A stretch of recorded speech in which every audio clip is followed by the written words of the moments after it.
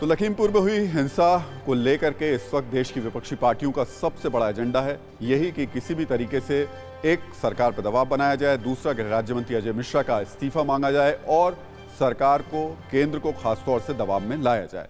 लेकिन इस सब के बीच में विपक्षी नेता लखीमपुर पहुंच रहे हैं। सरकार की तरफ से हालांकि अभी तक किसी भी तरीके का कोई संकेत नहीं मिल रहा है।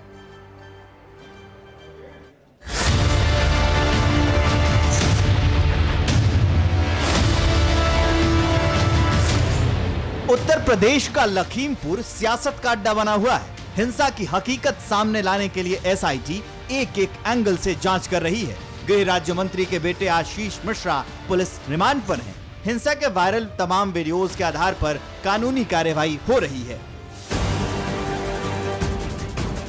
वहीं दूसरी ओर सियासतदान हिंसा की आग पर राजनीतिक रोटी सेक रहे हैं। पिछले एक हफ्ते से कांग्रेस, समाजवादी पार्टी, आम आदमी पार्टी समेत कई विपक्षी पार्टियां किसानों के बहाने सरकार पर हमलावर हैं। सभी विपक्षी नेता एकजुट होकर एक सुर में आरोपी आशीष मिश्रा के पिता गृह राज्य मंत्री अजय मिश्रा टेनी को हटाने की मांग कर रहे हैं। लखीमपुर हिंसा के बहाने 2022 के लिए लखनऊ की लड़ाई को आगे बढ़ाने के लिए आज कांग्रेस महासचिव प्रियंका गांधी एक बार फिर लखीमपुर पहुंची। मृतक किसान के परिवार के बीच मरने वाले किसानों के अंतिम अरदास में शामिल होने के लिए प्रियंका गांधी वाड्रा जो है यहाँ पर पहुंची अंतिम अरदास में। आप देख सकते हैं सामने, और जो किसान परिवारों की इस घटना में, हिंसा में मौत हुई है, उनके परिवारों से जो है मिलने और संवेदना व्यक्त करने के लिए यहाँ पर देखिए प्रियंका गांधी वाड्रा जो है वो यहाँ पर पहुंची है। वहीं दूसरी ओर समाजवादी पार्टी लखीमपुर के बहाने लखनऊ की सत्ता तक पहुंचने की पूरी कवायद कर रही है। यूपी में विजय यात्रा शुरू कर चुके अखिलेश यादव किसानों के नाम पर वोट बटोरने में कोई कोर कसर नहीं छोड़ रहे हैं। समाजवादी विजय रथ इसलिए कि किसानों को हक और सम्मान मिले। किसानों को सबसे ज्यादा धोखा भारतीय जनता पार्टी ने दिया।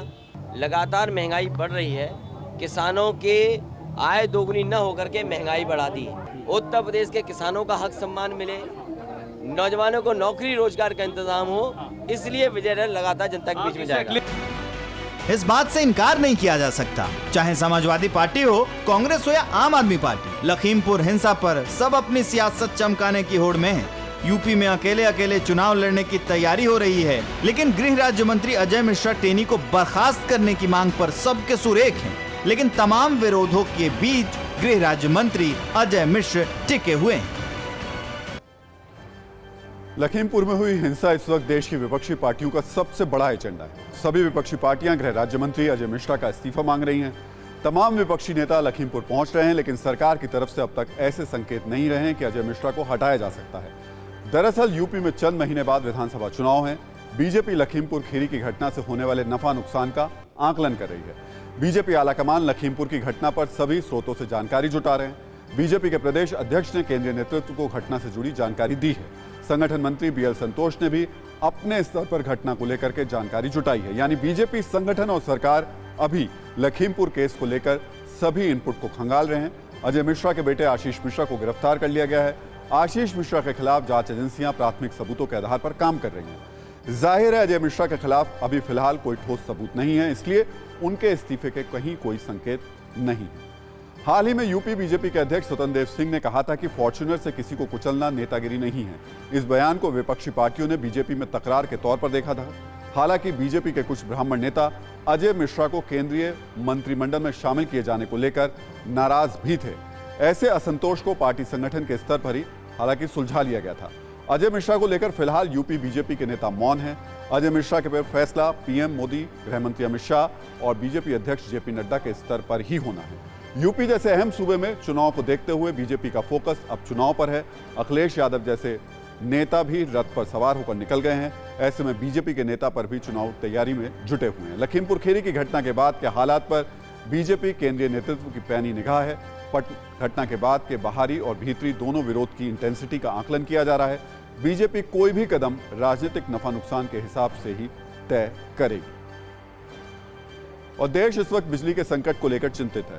कोयले की किल्लत के कारण कई थर्मल पावर प्लांट बंद होने की कगार पर हैं। ऐसे में सबको चिंता है कि कैसे बिजली का प्रोडक्शन बढ़ाया जाए। बिजली संकट के बीच पावर प्रोडक्शन बढ़ाने का एक उपाय ड्राई स्टेट बिहार में भी सामने आया।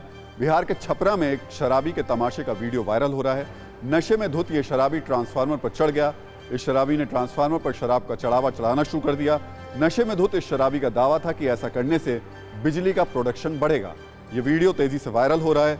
लोग इस वीडियो को लेकर तरह तरह के कमेंट भी कर रहे हैं। बिजली संकट के साथ ही सवाल ये भी उठ रहे हैं कि ड्राई स्टेट बिहार में शराब की सप्लाई कहां से हो रही है। परवाह देश की, सोमवार से शुक्रवार रात 10 बजे TV9 भारतवर्ष पर।